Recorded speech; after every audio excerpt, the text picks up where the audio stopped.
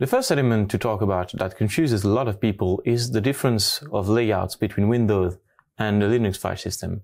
On Windows, you typically have every disk under a letter. For example, the main disk of your computer is typically called C, and an external disk like a DVD or USB key can be called D or any other letter, for example.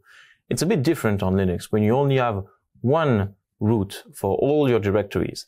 And if you have a different letters or a different USB key you want to plug in, you'll just find it in another folder. A very interesting point to talk about. On Windows, all the files regarding a certain program, say for example you have Photoshop installed, all the elements for Photoshop are installed under one directory, for example in C program files, and you'll find a Photoshop or Adobe folder. On Linux, you will have multiple folders for each kind of components of Adobe.